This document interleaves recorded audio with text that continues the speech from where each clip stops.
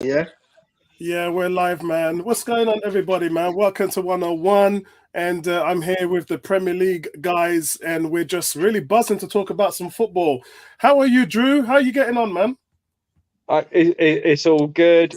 World champion since the last time I was on. So I've been celebrating a lot. Been there, done that. Been there, done that. Yeah, but you didn't win 5 major trophies in a season, oh, did you?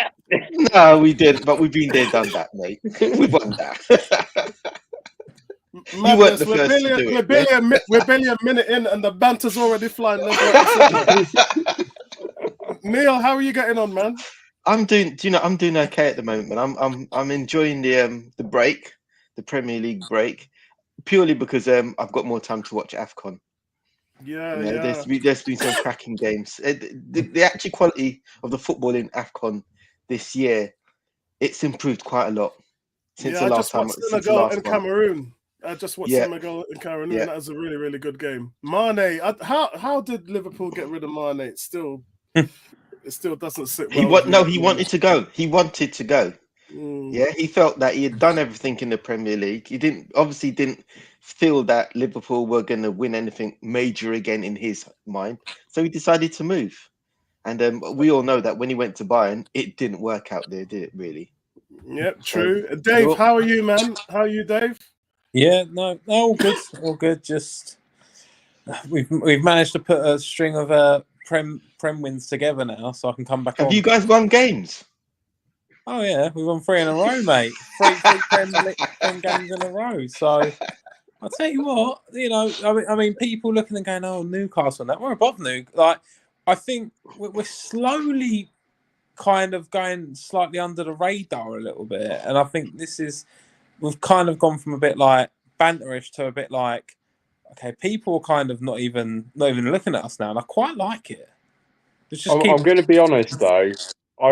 I think Chelsea fans do need to temper their expectations on something, because I work with a Chelsea supporter, and I've been hearing quite a lot that Cole Palmer could be one of the best players in the Premier League. I mean, I wouldn't go. Yeah, I wouldn't go to that. I mean, I'd definitely have him in an England squad, but I wouldn't say he's like one of the best players in the Premier League. Like, yeah, that's a bit. He's definitely one of the best players at Chelsea. But yeah. I mean, yeah. I mean, I think he's. I think you've seen what he can do, and and he's to be fair, he's stepping up. Like, and that's what you need in times of kind of turbulence, is someone who's going to step up and take ownership, and he has, and he's coming of age at Chelsea, which is good, to be fair. So, in all fairness to him, the only reason that we couldn't accommodate him at City was you can't drop Phil Foden for Cole Palmer, because I think Palmer is actually a very good player, but he's just not that extra something that Foden gives you. Yeah, true. I mean, but then you've also got, I mean, how many times has like Bernardo Silva been linked about moving away, and like he's still as much of a world-class player as like Bernardo Silva is. At some point, he's going to go. Like, whether it's at the end of this season, he's probably been.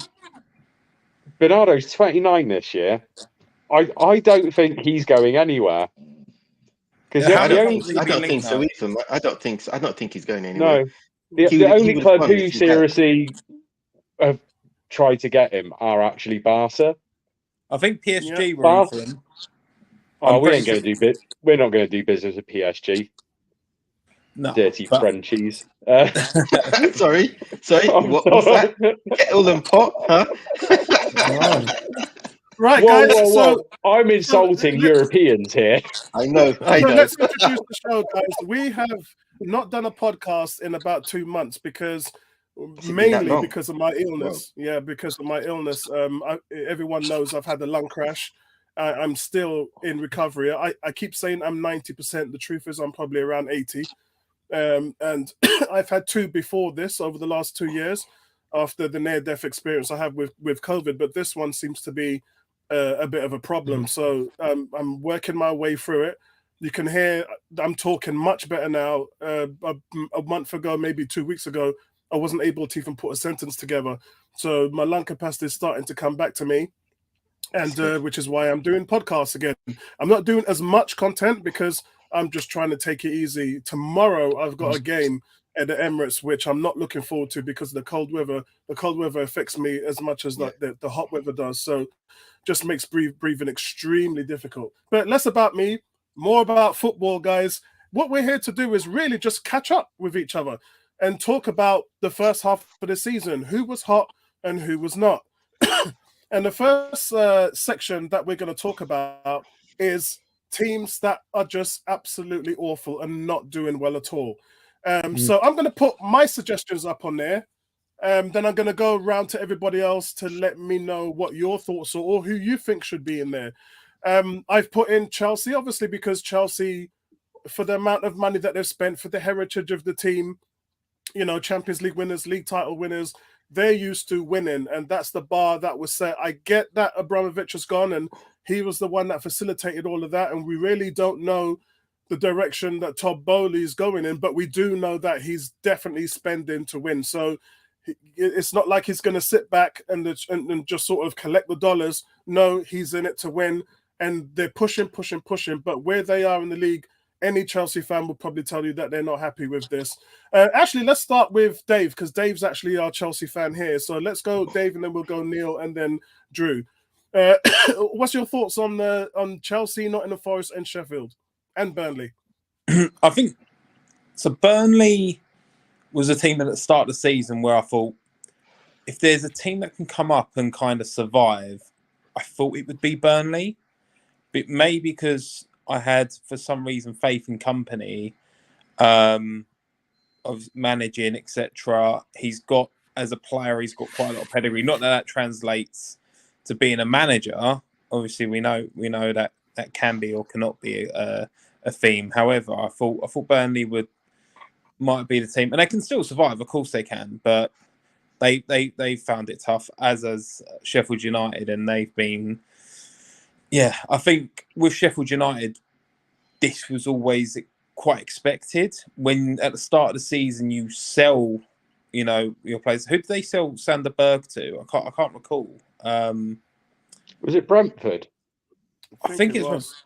Yeah, so you sell Berg, who, for all accounts, you know, was being linked even the year before with a couple of like good sides, and of course they bring in, Cameron Archer, who's like one of their only kind of, bright points at this point in time. And it's, I think we realised that Sheffield United are probably going to go down, and they're going to be awful. But I think they've done it. They've sold for stability of the club.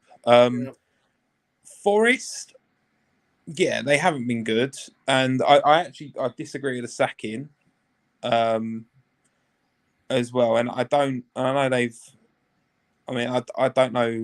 why Nuno's come in personally. I don't rate him as a manager personally, and neither does Andy.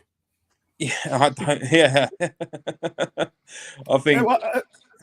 First of all, the reason why I've put Nottingham Forest in there instead of Brentford is because Brentford have an excuse with Ivan Toney, so that's why Brentford didn't make this section. No, but Brentford actually were doing, when he first stopped playing. Well, when he got banned, they were actually doing all right. Yeah, but Breno's a couple of players, no strikers at all. Yeah, and then they've just like hit a slump. Yeah, I think you always go like Tony's. I mean, you see how much people are quoting for him right now. Like he's a big player for them, so you'd expect him second half of the season, if he doesn't leave, obviously, to kind of pick things up. And then I'll go on Chelsea, of course, and I think Apollo, you're correct in terms of the expectation levels at Chelsea. Of course, like you don't foresee this. However, as we've gone through the season, I think, and again, Drew, I think you said that Chelsea fans need to temper kind of Cole Palmer. I think we've tempered our expectations quite a lot, because I feel like we've got to the point, especially myself, where it's like I'm watching games, and if a team plays, like if a team has a low block, I just think to myself, we're not going to score anymore. Like any club out there that plays Chelsea away, I just think put a low block in place, that'll sort us out.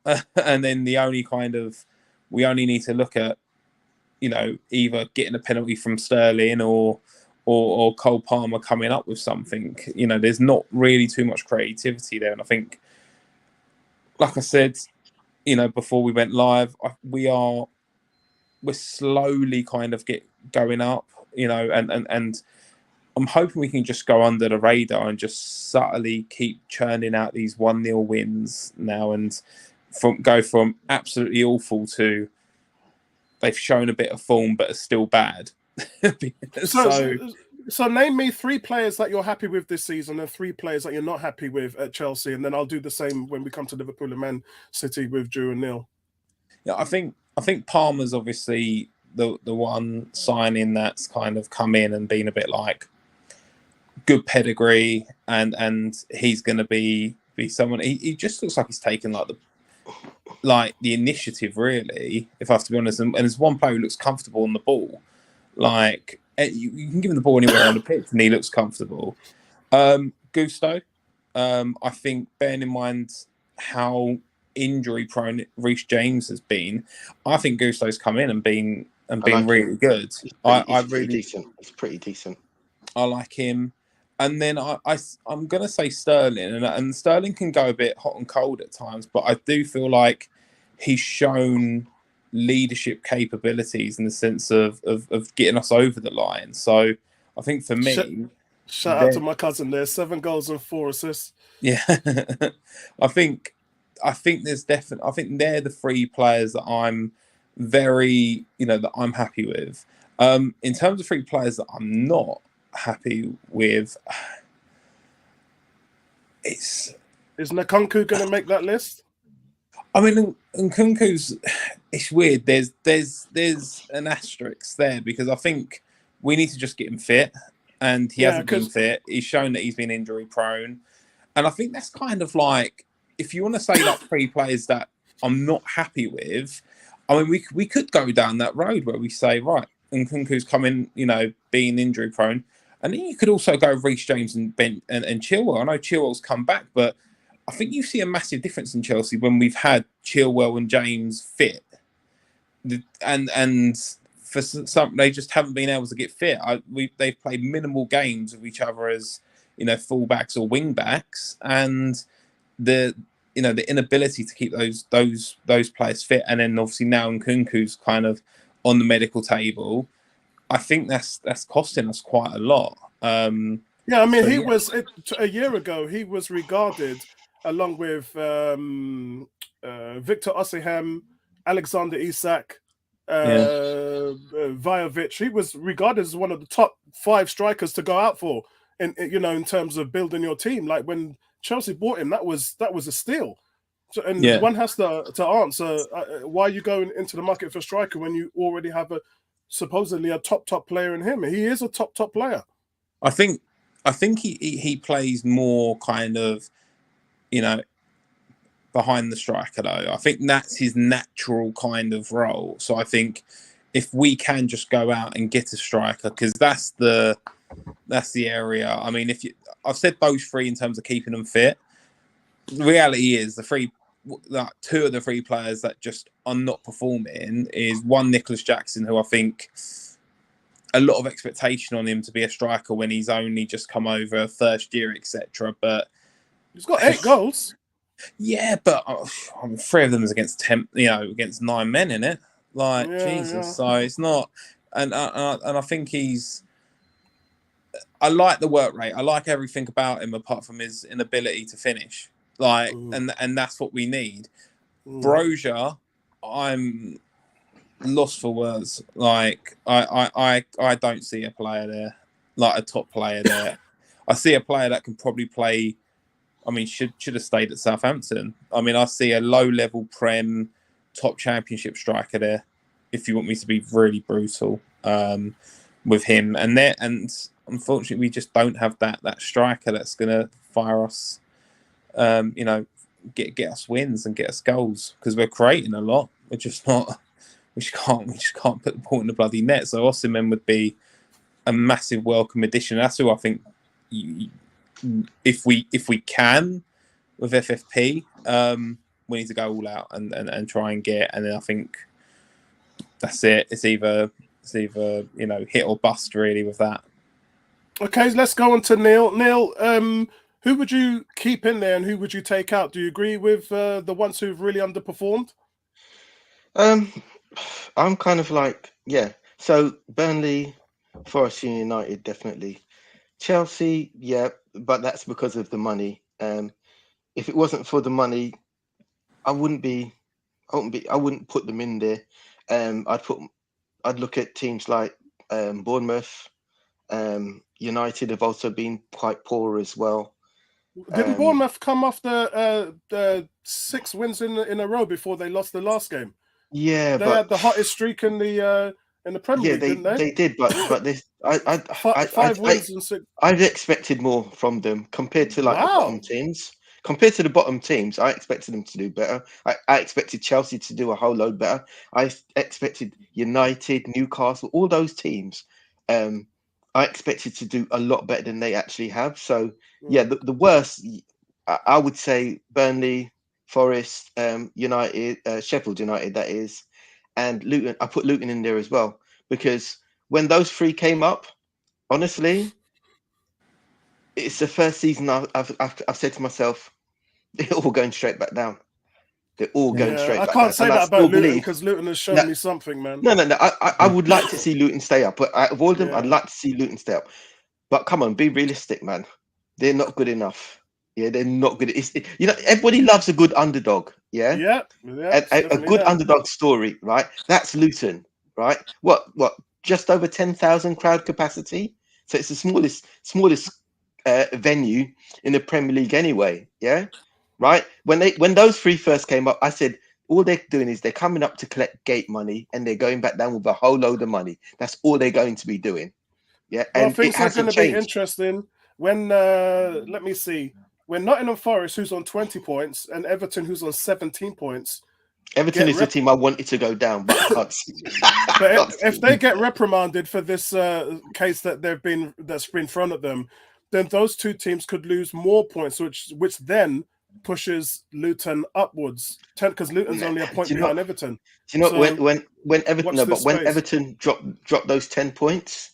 Yeah, they won 12 back straight. Was it 12? 9 or 12 straight back? Yeah, but straight away.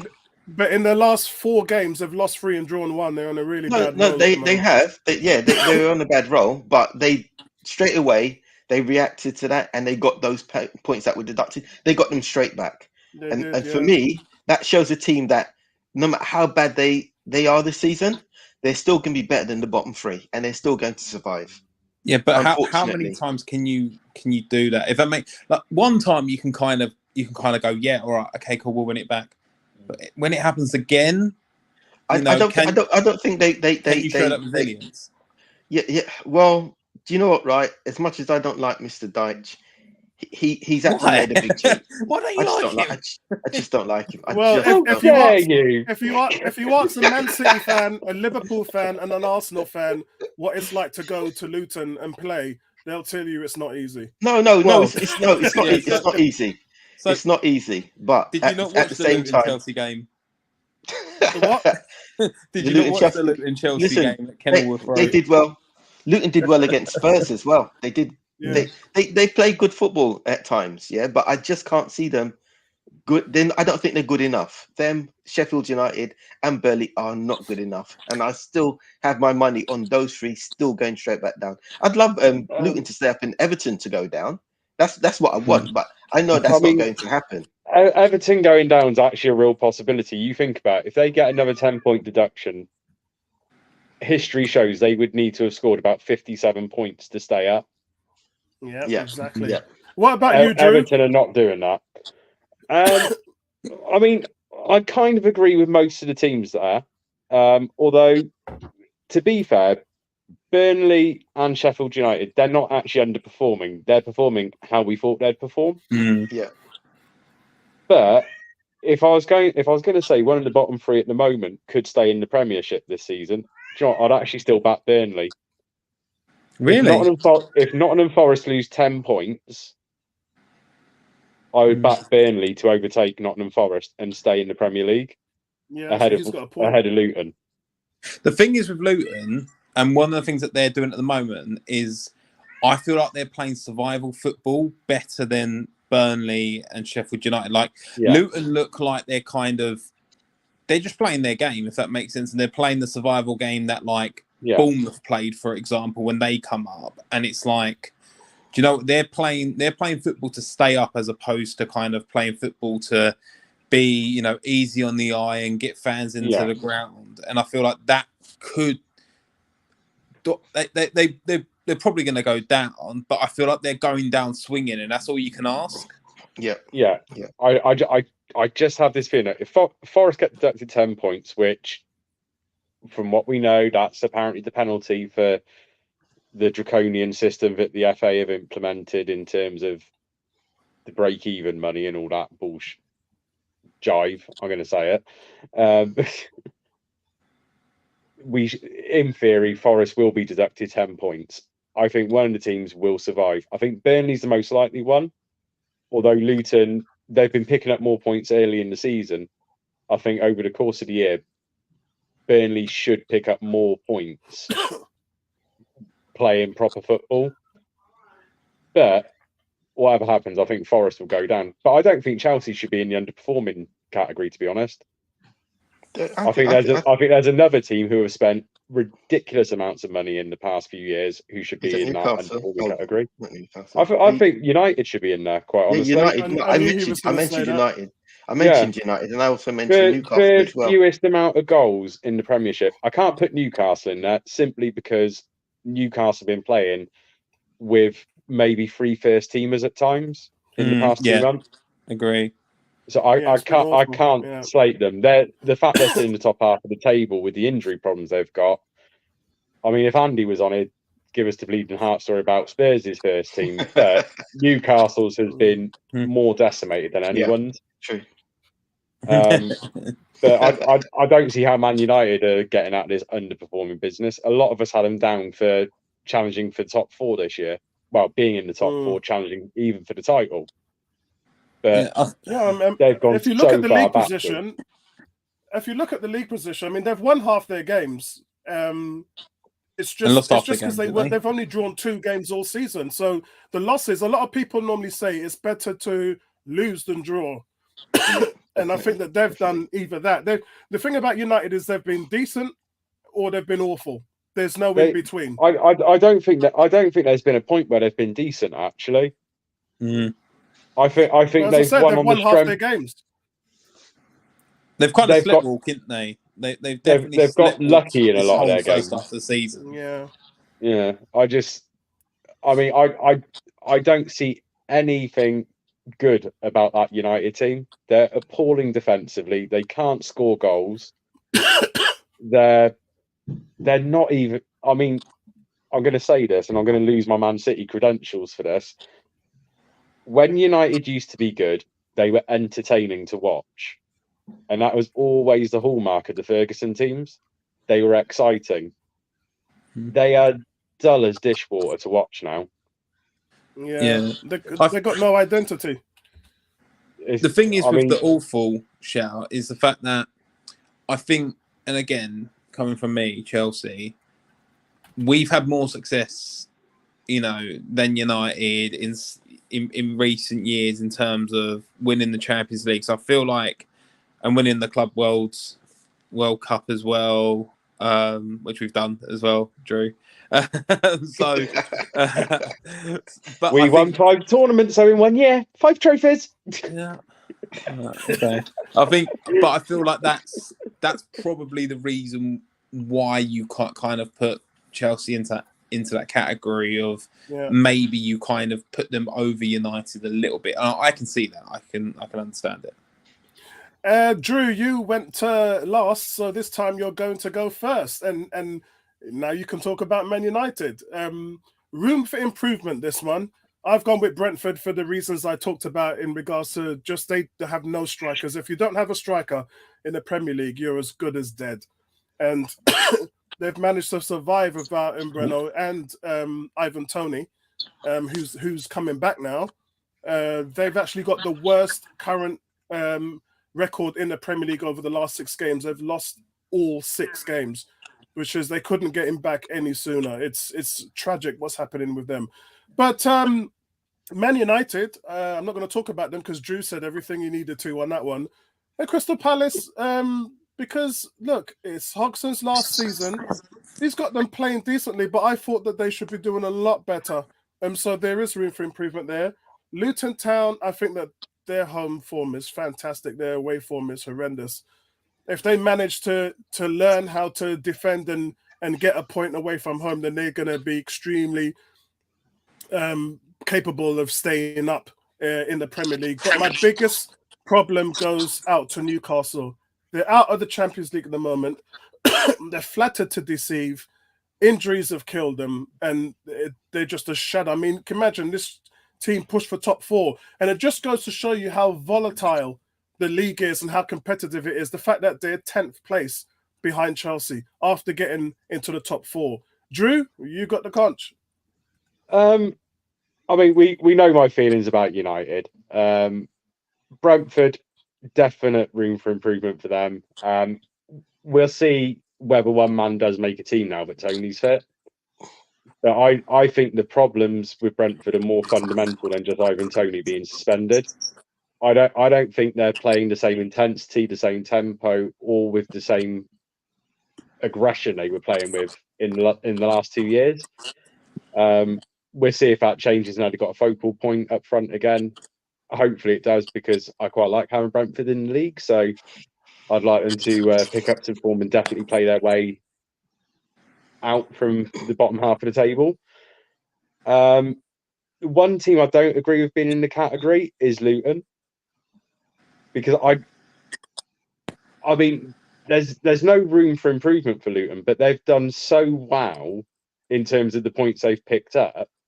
I'd probably put them in a higher category because they've been, they're in the relegation zone, but they've been a sheer joy, quite frankly. They're much better than what we thought they were going to be, and they're doing it on literally 3 signings, a couple of loan players, and basically a team that came up from, was it League 2 3 seasons ago? Sorry, League 1 3 seasons ago. So I don't. I'm not going to say there's room for improvement with Luton. I think they've hit their ceiling, but I think they should be higher up in terms of where we put them. Yeah, if we look at this from a performance standpoint, when you watch Crystal Palace and when you watch Brentford, neither of them have looked impressive with the way they play. But when you when you watch Luton, you can see just the way they play, the style, the fight, the energy. It's a lot more, you know. Yeah, but this is not, you can't really kind of say room for improvement because the way Palace play anyway, and we know, as I said, my view is they're going straight back down. I wouldn't have put them in room for improvement. I'm looking at teams that should be playing well that aren't playing well. That's how I see room for improvement. Luton aren't going to play any much better than they already do. Yes, they've done well at home and they've impressed a lot of people. And they've been extremely unlucky with some results. Yeah. No, they have been unlucky, but the only way you can improve that team is by bringing in much better players. So I don't see there's much room for that you can get out of them at this moment in time. Teams like Brentford, yes, because of the injuries. The same with Newcastle as well. They've definitely got room to improve, and they haven't. I would have put Chelsea in there as well, because even though they've spent the cash, there's still plenty of room for improvement to show that team, the money that's been spent, they're playing like that type of team. Yeah. So I would have put Chelsea in there as well. I agree with United. Palace, middle. I've always seen Palace as the middle of a table team anyway. So are they playing better than, or are they in a position where I expect them not to be and they need improvement? No, I think they're fine where they are, and that's how I see Palace. But so as I said, there's teams that I'd agree with: Brentford, Newcastle, United. I'd put Chelsea in there as well. I think the thing with Palace is they've been decimated with injuries as well. And also, it's not like Yeah, but Palace are they're a middle of the table team. Yeah, but I mean, you look at the start of the season, they lost their golden boy. People forget that. Like Will Zaha was their guy. Like you take that guy out of that team. Most people said they were relegation candidates. Yeah, Taking exactly. Wilfried but they did Zaha all out. right. Elise and Eze, they've stepped up. They've been injured They've though. stepped up. I mean, how many games have they played? Elise and Eze, like they've been injured. I don't think they've been on the same pitch, like this, the same pitch as each other for long me personally. What's made a big difference with Palace is the fact that Gallagher went back to Chelsea, because when he was there, they looked a much decent outfit. Yeah, and also I think, this is just knowledge that I've gained from traveling with a Palace fan to work, and shares all the stories. And I think he's saying that there's Decore's out. He's a big player for them. The one part of the pitch where they're not actually affected is defensively with their two centre halves, who for most part I think they're pretty good. The centre halves, Gay and Anderson, I think they'll command a fair bit of money. If someone wants to try and grab them from Palace, but I think there's room. If you're what we classify as room for improvement, are we saying room for improvement in terms of, all right, they haven't had a great season, but they can kick on? I think Palace can, if they can keep people fit as well. They've got a small squad. They buy within their means as well, which is one of the things where the guy at work's going, oh, Everton and Forest, yeah, give them the points, because we buy within our means, don't break financial fair play, but these teams are going to do it. They should be punished for it, 100%. So, when you look at it from their standpoint, they go, all right, we're overly cautious because we don't want to break it, yet they're just spending. Why should I feel sorry for them? And and you have to kind of agree, surely. So, shout out to Bertram. I've just sent you a link, Bertram, if you wanted to join. Just a get together session for today. Welcome to you, Andy, as well. Hey, How Andy, did it go tonight with tennis? Hi, mate. Sorry, did you say something? Yeah, how did it go tonight with tennis? Well, don't ask.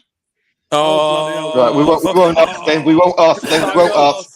Let's get back to football. Andy? Yeah.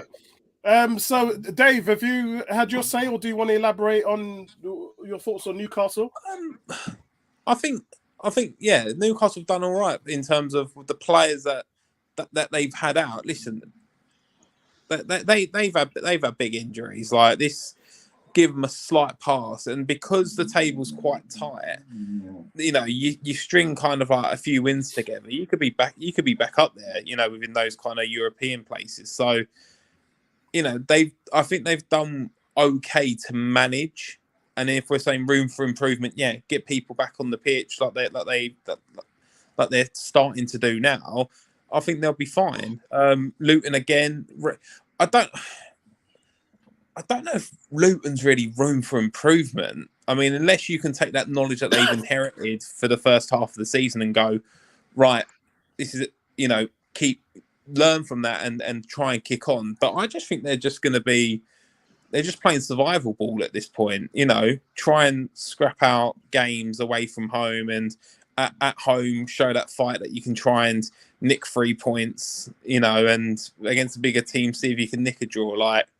So, I mean, I don't know what type of improvement we need from Luton, really, because they're just going to do, I'd imagine they're just going to replicate what they've done in the first half of the season and the second, and hope that's going to be enough. So, but the other and that's why I said they've got to learn to get a point away from home.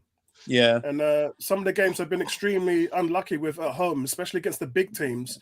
And, you know what they say, don't they, in terms of the points, it plays around the bounce. You lose some, you win some, it all balances out at the end of the season. Well, I think that they've been on the downhill of some of those results at home, which especially against Arsenal and a few other big teams. So at some point, those games will come back around, and that's where I think they're going to improve. But they play good football. Luton actually play good football. Whereas when you look at Palace and a few of them other teams, especially Brentford, they don't actually play attractive football. The football is not good. Andy, thanks for joining us, mate. Andy, what we're doing is we're just covering basically the first half of the season and what we think about the performances. We've just had 5 sections. The one that you missed was absolutely awful, which was Burnley, Chelsea, Nottingham Forest, and Sheffield. And now we're on for teams' room for improvement. What would you say, in your opinion, would be your teams to come in here? Which would you agree with the teams that are in here, or would you swap some out and put some in? It's difficult to sort of push it. I wouldn't have Luton in here. I think Luton have done pretty well myself. I mean, you think nobody expected anything from Luton other than just getting relegated, but they are flirting with being able to stay up. I mean, they may not eventually do it, but you know, they're giving it a hell of a go. I mean, nobody's gone to Luton and smashed them. Arsenal got a 97th minute winner. Spurs won 1-0. Liverpool drew 1-1. City won 2-1. You know, they beat Newcastle. Chelsea won 3-2 there. I mean, they've been on the wrong end of the odd defeat at home, and they've played all the top sides. As you said, they are struggling a bit away from home, but that's not uncommon with sides that have just come up. But I actually think they play decent football. They give it a go. They don't roll over and die for anyone. It took them a few games to get going. They got a couple of Tonkins early doors, but I think Luton have done all right. But yes, I suppose you can always improve, but personally, I would have Luton in a higher category than this one. That's a personal opinion. I don't disagree with the rest. Excellent. So let's we've got Bertram on as well. Bertram, welcome to the panel. Happy New Year to you, my friend. Today we're just discussing really what our thoughts are. It's like a halftime review on the teams and which sections that they fall in. The first section that we just did was which teams have been absolutely awful this season. We had Chelsea, Burnley, Nottingham Forest, and Sheffield in there. And we've just given our thoughts on the teams that have got room for improvement, which is Brentford, Man United, Crystal Palace, Luton, and Newcastle. What's your thoughts on this section here? Would you change it? Would you put any more teams in here? Would you take the ones out? I think the teams that got promoted, it's been tough for them, right? And it's tough not having the investment to be able to compete. So I thought Luton has done really well. I mean, we struggled to beat them, frankly, at their place. So I thought Luton well. I wouldn't say Forest either has been atrocious. I mean, they spent a lot of money last year, spent some money this year. They have beaten some decent teams. I would agree with I think Brentford is, I don't know if Brentford is room for improvement or Brentford is being poor since Tony's out and they've lost their winger. That has cost them, frankly. So I think Brentford has been awful. They've lost, 6 of 7? They have not been great of late, actually. United, definitely. Crystal Palace is where Crystal Palace belong. Until Paris start investing some money, they're going to keep on struggling. Newcastle has had a lot of injuries, but yeah, there is room for improvement there. But they've lost a ton of injuries. I mean, they've been decimated by injuries. So, and they still played City well the other day and could have gotten something out of the game. So I would agree with Brentford probably being in the other zone versus here. I would agree with United, definitely. I'd agree with Palace, less so for Luton and less so for Newcastle, because I think if Newcastle didn't have the injuries, think about when they beat us and how they were playing then, the injuries has been the equalizer for them. If they get their players back, it'd be a different story. So I'm going to move on to the next section, which is which teams have been decent. And of course, Bournemouth, as I said before the break, they'd won 6 games in a row, which was the best form in the league. Fulham, who've been playing some absolutely fantastic football, which is strange considering West Ham and Liverpool went there, beat them 5-1. But then if you look at their other results, it's the quality of football that they're playing. They just look switched on as a team. And Brighton, actually, no, let's talk about Man City. Considering that they've lost some world-class, probably the best number 10 in world football, And that's really affected them. Not just that, but you take out De Bruyne and take out Gundogan, their captain, you're going to miss something. If you do that to any team in the league, whether it's Arsenal, Liverpool, Man United, Chelsea, Spurs, any team, if you take out their best player and then they take out their most creative player, you're going to see a major drop-off. So the fact that they're still within a shout and they're only really looking on the upward trending is going to be fantastic for them. The fact that they've kept it where it is shows how good in strength that they are. Brighton is a strange one for me. I was actually going to put them in room for improvement, but I decided because this is the team that's always in the top 10. And where are they now? They're 8th. So they're pretty much where they're going to be. And when you consider the wealth of players that they have sold, oh my! Well, I mean, realistically, if you sell those 4 or 5 players. Yeah, but they keep finding gems, though, innit? They keep finding gems. Every time they sell a player, they bring a player and you think, who's this player? And then when you see them actually play and how they handle the Premiership, you think, wow, they've managed to find another gem again. Yeah, that's been that way for 3 or 4 years. Yeah. So it's just remarkable. And that's why they're in the decent. Wolverhampton Wanderers, well, Wolves have just, 3 years ago, they had the best record against the top 6 teams in the Premier League. 2 years ago, they had the number 1 defense, if you guys can remember, when Ruben Neves was there. And then when he left and Jimenez left it, they kind of looked a bit disjointed. But now they seem to have an identity. They've got who's the Asian guy? Hee-Chan. They've got some really. They've got Neto. They've got some real good players, and they're playing quality football. The defense as well. Hard to score against this team. I think they're doing decent. I'm going to put my mic on pause because of coughing. Let's go to Drew on this one. Drew, what's your thoughts in this section? Who would you take out? Who would you put in? I'm not taking anyone out of this section because this section's absolutely fair. I am going to put one team in there, though, because somehow you've brought Declan Rice and ended up behind us at this stage of the season. How the hell can Arsenal say they're having a better season, which Arsenal fans will tell us, than Manchester City at the moment? We're Arsenal in the awful category. No. No, they go out, spaff a load of money on Declan Rice, and apparently they're having a better season than City at the moment. We pissed off to Saudi Arabia, and we're still looking better in the league than you. Everyone else in that category, absolutely settle on, but I'd also throw Arsenal into it because Arsenal are not having a great season. And Arsenal had their full strength lineup.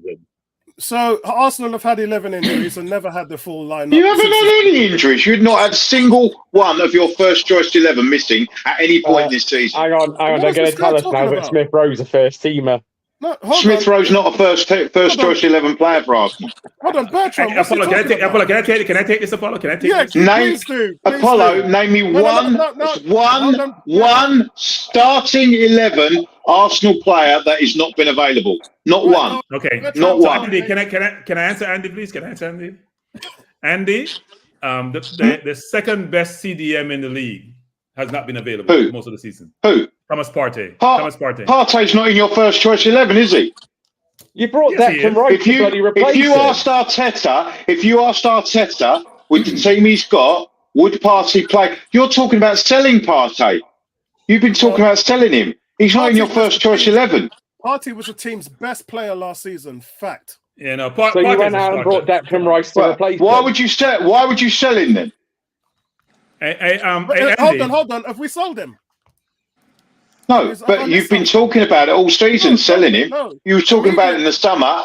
Yeah, the media have been talking about it. Arsenal's not been talking about it at all, mate. That's media talk. And we know how that works, don't we? But Andy, you know we had a player who was our best. 1 second, Drew. You know we had a player who was our best player in preseason who's been out for the entire season. You know that? Who? Timber. The player Timber. You talking about Timber? Yes. Yeah, but Timber hasn't played for Arsenal yet. He's played one game. No, Andy, stick to what you said. You can't say Timber is in your first choice 11. You nearly, let's face it, you nearly won the title last year, but you didn't. And you then bought Timber, but he hasn't actually played for Arsenal. You can't say he's in your first choice 11 because he hasn't played for you yet. Yeah, he's first choice. And maybe he would be. He's played one game. How can you say it? When did he get? When we start the season with our full team, did he start the first game? Yes or no? Well, he started one game, yeah. No, the first game, Andy. Let's not say start one. The first game when he got injured, right? How many appearances has Timber made in the Premier League? You said your argument was name me one Arsenal player who would have been in the first 11 who has not been available all season. I just gave you 2. So how do you know that he would have been your first choice 11 when he's only made one appearance? He started the first game at left back and he played all preseason. All preseason. Okay, but how do you know that he didn't? He then didn't have. He had three bad appearances and wasn't in the team. You can't say someone that's had one game for you that he's an automatic first choice starting 11 player. Yeah, that's hyperbole. I think we all know that. Andy, come on, Andy. The reason is way off, Andy. Come on, Andy. I gave you 2. You okay? You got to discount everything I gave you, Andy. Everything I can give you. Okay, I'll tell you what. All right, let me accept that maybe Timber would be in your first choice starting 11. Maybe. Thank you. And of course, you know what? Okay. We have a left back, but we don't have a left back right now. We have some Alexander Arnold defenders at left back. We don't have a left back. You've got the same left back as you had. You've got the same left back as you had last season. No, but here's the point, though, guys. Timber injured. Tommy's always injured, right? Partey's always injured. Tommy Ash not a first choice starter. Jesus is always injured. Jesus is not a first choice starter. Yes, he is. I can't. I'll give it to you, Andy. I'm done talking. Yeah. Okay. Andy's gone to crazy land at the moment, so we have to move on, guys. I'm not going to crazy land. What you're saying is true, Andy. Jesus would start probably in Arsenal's first choice, but he's been there available for you. No, he hasn't been. He's been injured after season. He's always injured. Hold on. Eddie Nketiah is our second choice striker, and he started 10 games in 20. Which tells you that Jesus has been injured for half of the current season.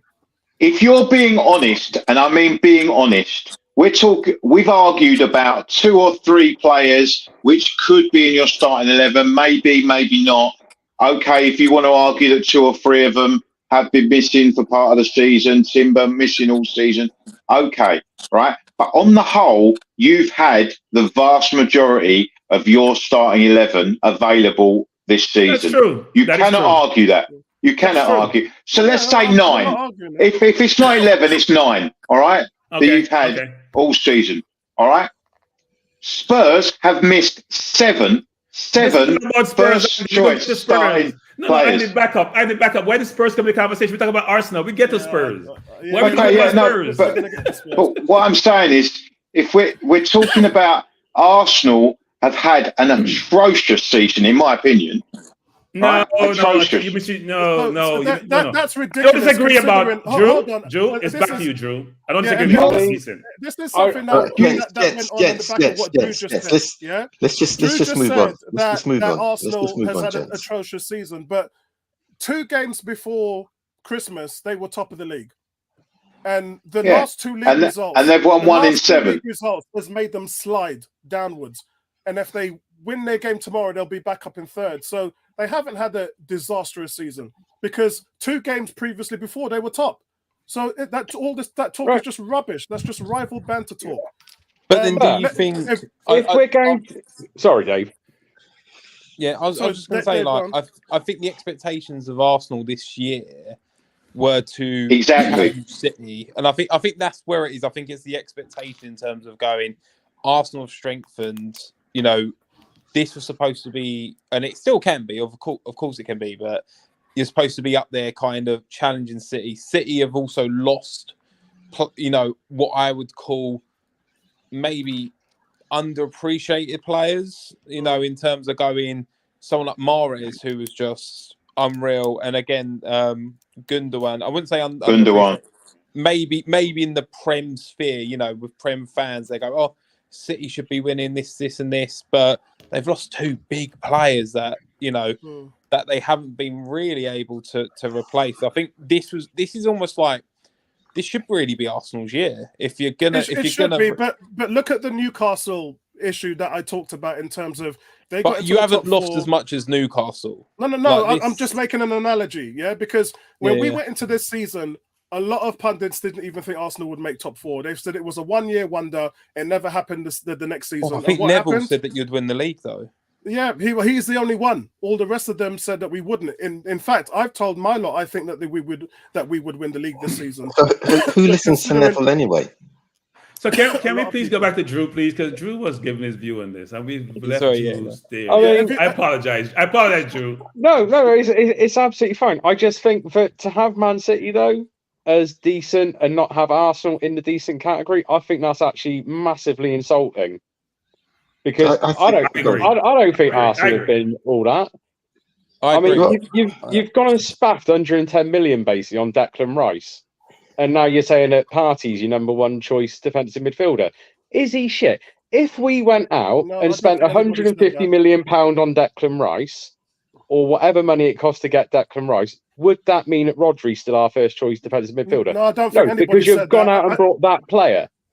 Sorry, Drew. The midfield is supposed to be Partey, Rice, and Odegaard. That's the midfield, and we've not had that all season. When Rice was fit, you started him at right back in the first game of the season. That's because of the injuries that we've had, which Bertram talked to you about, and also it's because we had an issue that we had with Gabriel, which I can't talk about on this channel. I'm gonna say this. I have a problem with my coach, so I am not gonna support Apollo on some of these things. My manager can manage with a paper bag when he managing game. Apollo and I know I said this. Can't game manage. Picks the wrong people sometime, doesn't play his best team. So I agree with Drew about, I think there should be another category, by the way. People on upward trajectory, people going this way, frankly. And we have not done well since Christmas. Our front four has been awful. I mean, the other thing I'd add is, with injuries. Quite honestly, and this has made me laugh, Arsenal have dropped points on one massive managerial decision this season. And I'm happy to say I think Arsenal would be 8 points better off if you'd stuck with Ramsdale in goal ahead of Raya.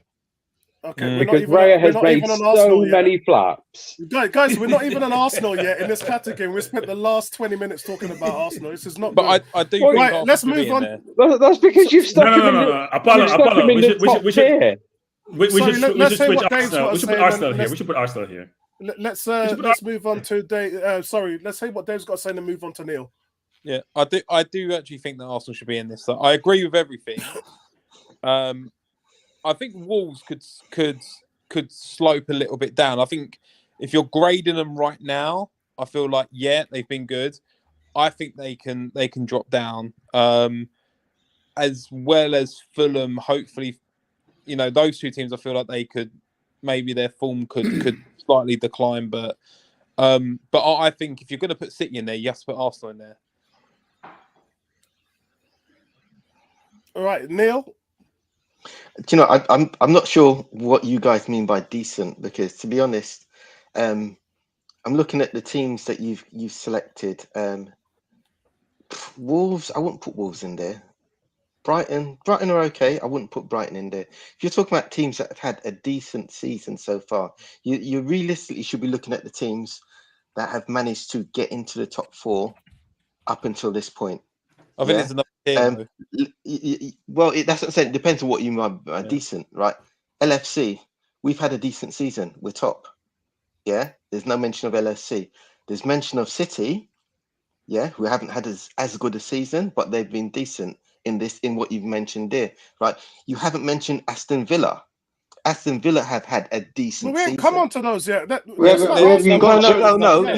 Hold on. Are you saying they should be in this category? No. What I'm saying is you put decent, right? Yes. Decent. Yes. That's what I said. It depends on what you mean by decent. So when you say decent, you say Bournemouth, you say Fulham, you say City, you say Brighton, you say Wolves, yeah? So by the way, sorry, just for context, you were all sent a note at 5 o'clock today talking about how we're going to measure them.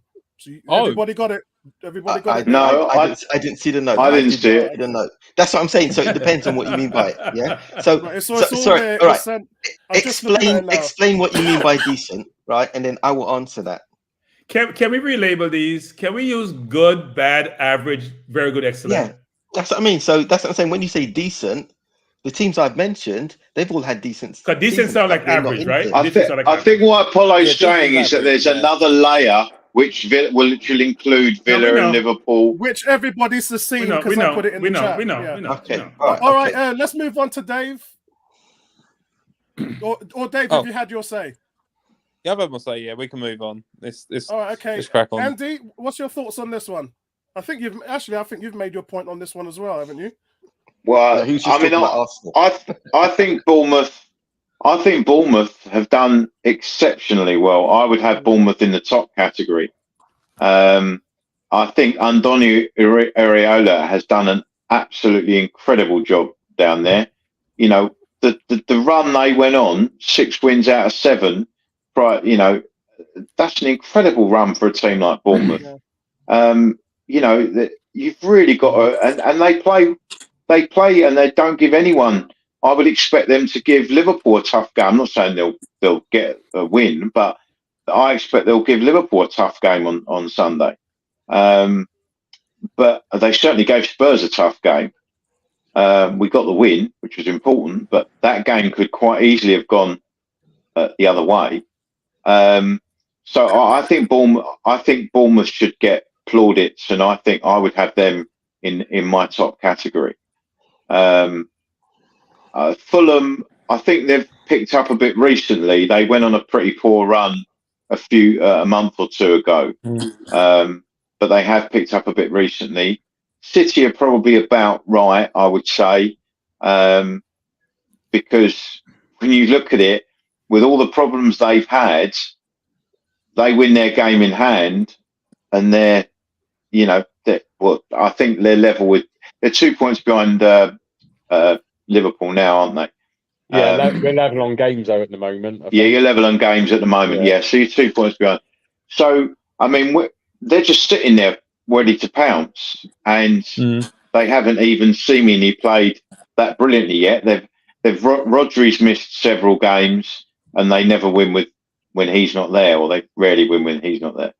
And De Bruyne has been out all season, and Haaland's been missing for the last 6 or 7 games. So, you know, I think City is still poised to steal the show again this season. Probably. Brighton have been not as brilliant as they were last year, I don't think. But they've had Europe to contend with, and I think they've probably done pretty well to stay in 8th and also negotiate their European group and that sort of thing. So I think Andy, you've taken McAllister out of that team. You've taken Casado out of it. I mean, we could go on. Yeah. They've lost. He's done brilliantly with people like Enciso. I mean, he's got injured now as well, hasn't he? Yeah. So no, I don't think Matoma's been playing well this season, though. For me, he's had a Martinelli drop off this season. Matoma. I wonder whether either teams have worked him out a little bit, or whether he had his head turned or something. I don't know, but that's because I mean, there's lots of talk about Arsenal, Spurs, various other Liverpool being interested in Matoma. So, you know, whether he's had his head turned or something, I don't know. That's a possibility. Wolves are decent, but you know they struggled at the start, but they've definitely been picking up. So yeah, I mean, generally the category's I think pretty good, but I would certainly have Bournemouth in my top performers this year. What about you, Bertram? So I just read your message, Apollo. Yeah, here's a question, which is, here's how I view this, which is, are you where you expected to be? Are you where your resources suggest that you should be? Right. So if we were starting at the beginning of the season, where would you expect you to be, given your resources, given your investment, given your performance from last year, and expectation for this season? So when I look at the list, I think Bournemouth, Fulham, Crystal Palace, Wolves expect to be in a similar category, right? We've repositioned them, and to me, they are where they're probably supposed to be. If you look at the other teams, a Newcastle, given what they did last year, a Chelsea. Well, that's not the case with Bournemouth. Bournemouth are way ahead of where. I mean, a lot of people were tipping Bournemouth for relegation. Yeah. Now, Bournemouth were awful at the beginning of the season. They fired their manager who did really well last year, end of the year. They brought a new manager. They made some investments. They're 12th in the league. Look at the teams below them. They expect to be around those teams, apart from Brentford. But look at the points they've got, the worst injuries. Huh? But look at the points they've got. They've got far more points than you would expect them to have. They have 25 points. Fulham have 24. Crystal Palace have 21. Nottingham have 20. Again, they've won 6 in the last 7, haven't they? And but that's the point, though. We judge them on the entire season. We're using a recency bias to judge people, right? We're judging them like they think about it. They won 6 out of 7. That means they have 18 points. You know where they were before that? So it's a recency bias, which is what have they done lately versus give me the entire season where they have been. So if I look at this, City shouldn't be here. First of all, City didn't have De Bruyne and haven't Haaland for a while. They're 2 best players. De Bruyne has shown by a good distance. And if they had those 2, they probably would have been first place. And secondly, when they're fit in the second half of the season, they're going to walk the league as they normally do. And if we were in front, we're going to collapse like we normally do. So I don't think City should be here. And I think Arsenal should be here. Why? Because our front 4 has not performed at all. Half our goals come from set piece. Our manager is clueless half the time. I'm sorry. And we're going this way. So recency bias, yes, in my case, because I'm looking at that we're in first place come Christmas. And now we're receding, going the next direction. If you project out, unless we change dramatically, it's not getting better. Given the fact that we see Chelsea improving, we see City have great players back, Liverpool playing well, even though Salah has been hurt, and Neil, I'm so glad. Anyway, thanks. And by the way, Spurs and Villa have been exceptional, especially Spurs. And I hate to say this because Andy's here, especially Spurs, who is playing well regardless of who's available. If they lose Bissouma, if they lose Sarr, if they lose Son, nothing matters. They're still playing football. They're still playing well. They lost Harry Kane, for Christ's sake, who's dominated Bundesliga, and they're still playing well. And Emery has proven that don't judge me in a year and a half, judge me with a larger body of work. That's my perspective. Right. So by mentioning Spurs and Villa, you're saying they should be in this bracket? I'm a bit confused. No, they're where they are supposed to be, in the next bracket. Okay. Right. So we move on to the next bracket. So for me, this was a difficult one because Arsenal probably were lucky not to get into the top tier, considering they've had 1 point in the last 9 out of a possible 9. 2 losses on a draw in the last 3 games. And as I said, they were literally top of the league and looking very, very good, even though they were scoring not enough as much goals as they would before. Regards to Spurs, same thing with Spurs as well. Spurs started the season with a 10-game unbeaten streak and then losing Maddison. I think Vicky van der Ven, I think it was, that they lost a couple of top players. And I think that dampened the spirits. Sorry, guys. I'm really sorry about this. And that dampened the spirits with their performances and everything. But when you look at how they've bounced back, they have looked really good so far. And I don't think that anybody would disagree that Spurs shouldn't be in this section here. But I also want to talk about West Ham. They've shown that they've been able to get that midfield sorted out after Declan Rice has left with Alvarez. They look really, really good. They're playing solid football. And David Moyes has just got them punching above their weight. And so for me, that's who I'm saying are good so far before we go on to the last section, which is outstanding. Drew, you take this one, mate. I'm going to sound very anti-Arsenal in what I'm about to say. You can't have Arsenal and Tottenham in the same category. From where Tottenham were last season to where Arsenal are this season, they've overtaken you massively.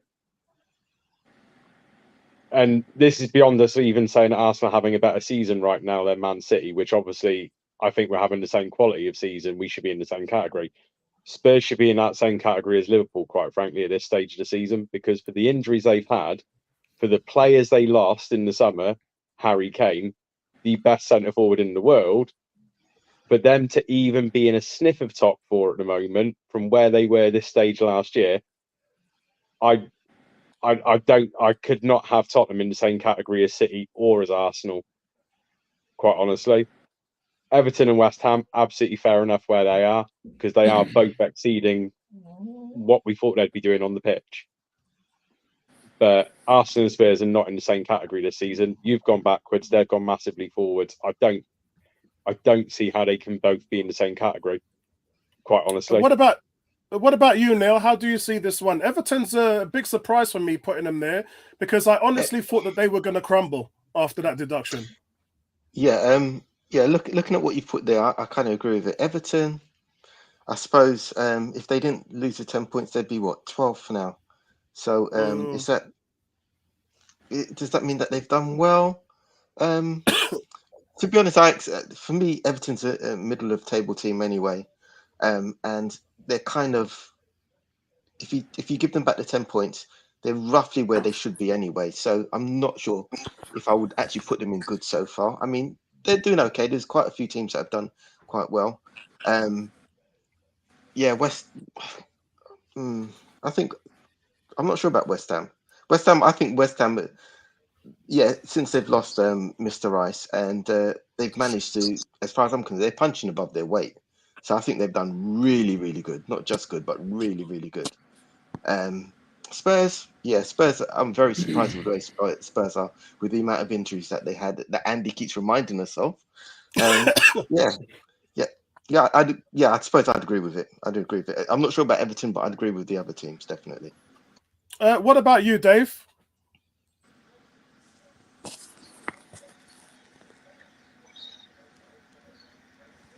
Dave, can you hear us? Oh, I can. Yeah, but it's going in and out. Hopefully, if I ramble on a bit, it might just pick it up. But I think Arsenal should be in the tier below, because I would classify the tier below as you're doing all right. You're doing all right. You're kind of either at the level that you're kind of supposed to be, like near where you're supposed to be. You're in touching distance of it. Is what I would say. So if City are in the tier below, I think Arsenal. But they weren't, were they? They were top of the league 2 weeks ago. It's very hard to say. Arsenal were top of the league 2 weeks ago, so it's very difficult to say they're near where they. Yeah, but I think people. I mean, I know you said, people were tipping us for top 4. I thought the Declan Rice signing, I thought that put you with City. Like, in my mind, at the start of the season, I thought it's going to be a City Arsenal race. In my opinion, does anyone else here feel differently? Did anyone else think, I put £20 on no London teams in the top 4, so I clearly thought Arsenal were finishing outside of the top 4. Yeah, and yes, I look very stupid for this now because of United. I said I thought it would be between City and Liverpool this year. Yeah, Same here. That's what I said at the start. I genuinely believe that Arsenal. It sounds weird to say it because we all love taking the mick out of him with his odd red card, but I said that Arsenal would miss Xhaka, and they have missed Xhaka. They've missed his leadership, in my opinion. And I know people think it's mad because we all used to like having a go at him, and when he was a red card. He's a bit like Romero, where he's always a red card waiting to happen. But they're leaders. They're brilliant players to have in your team, and I thought Arsenal might struggle, even though Rice I think has done a good job for Arsenal this season. And he's been a leader in a few games. There's also been a few. He may well be eventually. I'm not sure he is right now. No, he is right now. Well, he dragged you through a few games. The United game, I seem to remember earlier in the season, he dragged you through, and there's been 1 or 2 recently. But he's also been anonymous in a few games where you've needed him to step up as well. So a leader is there every game.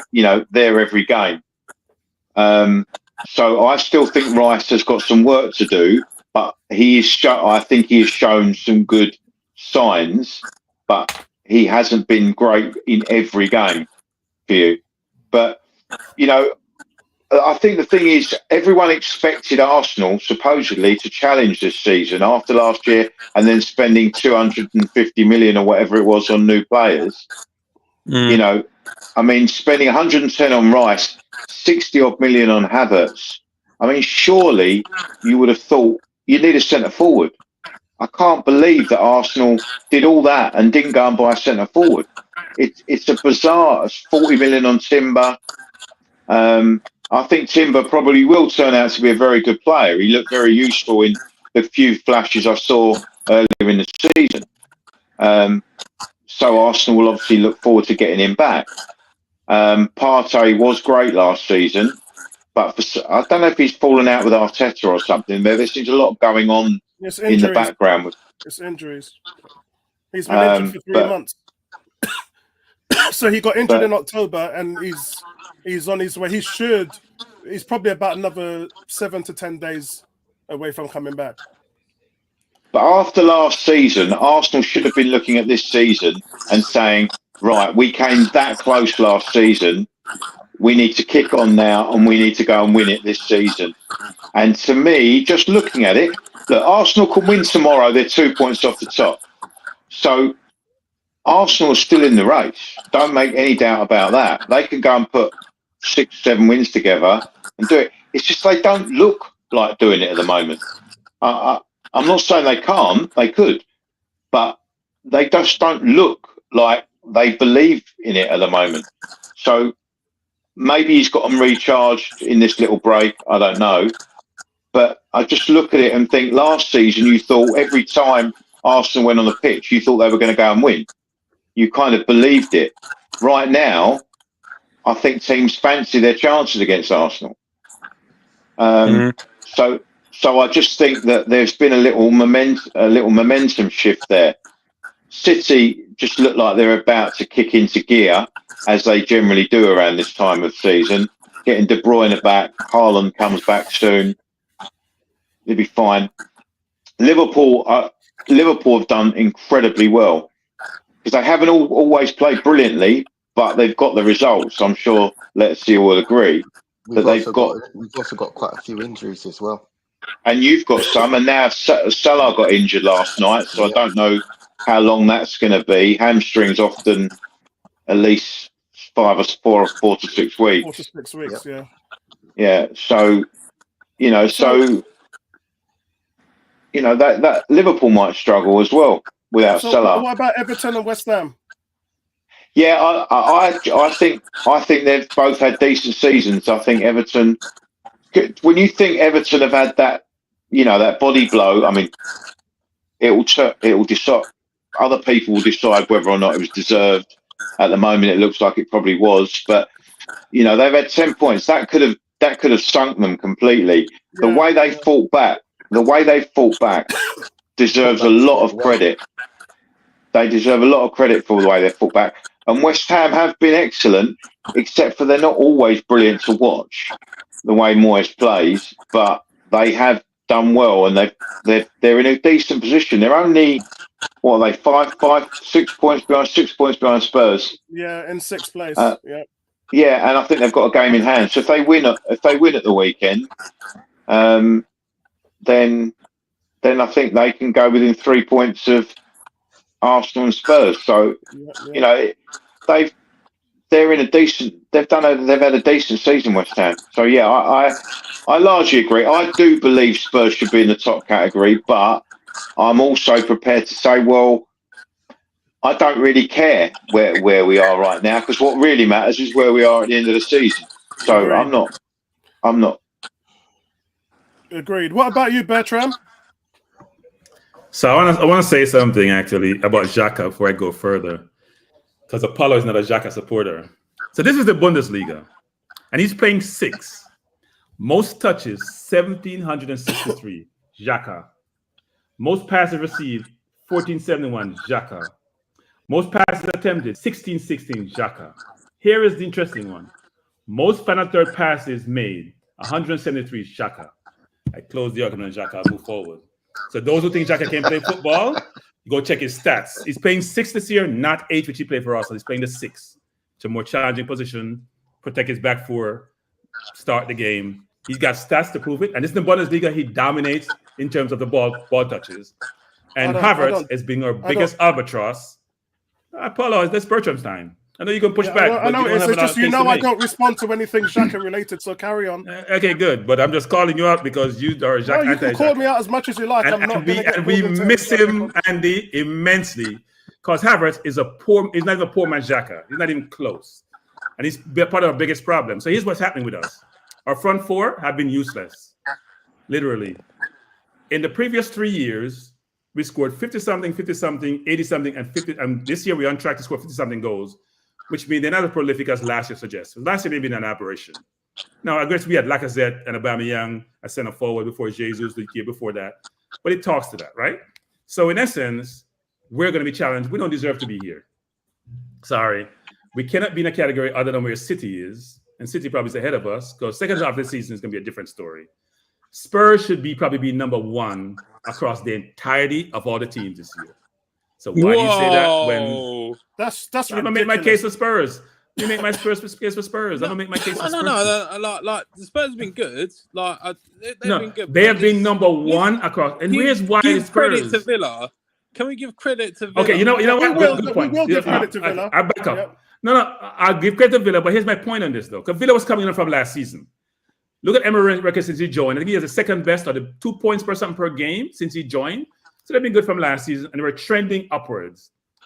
Here's why I say Spurs, though. There's no way you expected them at this point to be where they are. There is, and I agree. You can't tell me with a straight face though. After losing Kane. Hold on. Let Bertrand make his point. Let Bertrand make his point. I can't even make my point. So here's my point on this, actually, with Spurs. And I agree with Villa being up there. Because I said Villa should be there. Villa is there. Spurs is not there. Villa is there. Villa and Liverpool are there. And West Ham, not West Ham, but Villa and Liverpool are there. Spurs are not there. Spurs should be there. Here's why. They've lost their 2 centre-half and number of games this season. Romero gets a bunch of red cards. And the Dutch player had a hamstring pull, right? They have lost their left back for a couple of games with red cards. They have lost their main centre forward, one of the best players ever. They have lost their forward, Sung. Richarlison wasn't playing well. Now he's playing well. Bissouma is probably one of the best CDM in the league. The way he's been playing. Didn't play last year. Go ahead. Sarr has been very, very good. Didn't play much last year. So where Spurs were last year to this year is night and day. And by the way, they're playing the same football. They're playing attractive football. So you look at their trajectory, where they're going, where they are, and who they have lost. They have missed a beat. They played City and played City well, even though they had a number of players missing. Don't disagree with Villa, but Villa has had 2 injuries. They've had Ramsey a little bit, and they lost what's his name for the season. They haven't had a lot of injuries. Yeah, but my issue was more the case of you saying you're should be number one. Yeah, no, I'm having Villa. I'm having Villa number 1. Yeah, Villa's got 3 points more than them and played the same amount of games. Villa's had no injuries. Who's Villa? You're laughing if you think Villa. You was thinking to yourself, "Oh, Aston Villa would be in this position by this point." There is no way you can tell me with a straight face that you think, "Oh, Villa, yeah, of course they'd be around this, around this point." No way. So, but here's my question to you. Here's my question to you: how was Villa trending the end of last season? Where were they trending? Yeah, they're doing well, but you look at all of them more than well. You look at so you're telling me that team, you look at that team and you go, yeah, that's a third place team right there. No, I wouldn't say they're first place. They're not going to finish first. They're going to come back to They're going to come back to earth at some point this season. They'll come back to earth at some point this season. I just think they're going to make top 4, right? But guys, look at Spurs and Newcastle, for example. Perfect analogy. Where's Newcastle trending? How is Spurs trending? And they have just as much injuries as Newcastle. Maybe Newcastle a little bit more, but it's very similar injury record. Awful. And they're still doing well. If Villa had Spurs injured, would Villa be where Spurs is? If they had like Douglas Luiz and McGinn and Kamara, would they be where Spurs are? Look at who you're listed here. Like, McGinn and Kamara. Like, it's not like people are like shouting from the rooftops, going, "Oh, these are top class players." They're top 4 caliber players. Like, they've done really well under Emery, who, by the way, has come back and this is an Arsenal channel, isn't it? Unai Emery, like, and, like this is like No. In hindsight, you're probably right in terms of where they are, but I do think Spurs. I'm an anti-Spurs, okay? Yeah, but I'm trying to look at it objectively and say the teams, given their injury record, the expectations of the team, the money they have spent, where are they? Right? And I think Bailey has done well for Villa. Bailey started playing well. I have criticized Bailey a ton because he's playing for Jamaica. I think Holly Watkins is playing like he did last year. I think Douglas Lewis is showing how good he is. I mean, Leon Bailey. Douglas Lewis is playing well. They have a lot of good players. Martinez is a brilliant goalkeeper who we gave up, by the way. And we struggling with our goalkeeping situation. But you're right. Maybe it's Villa versus Spurs, but I think two of them are similar. Yeah. I think Spurs have done really well, though. Like, in fairness, like, you kind of look at the teams there and you look at the injuries and also I think Spurs, as unlikable as Spurs mostly are, I don't even like to say it, but there's a kind of a little bit where you go, fair play to Ange a little bit. Like, it kind of gives me those Klopp vibes when Klopp first come to the Prem, if that makes sense. Before here's what's important also. Very miserable. Levy looked like he has some money in the bank still. Unlike us who spent all our money become this window, Levy looked like he saved some dry powder for a rainy day. We have no dry powder for a rainy day. He's spending the last section.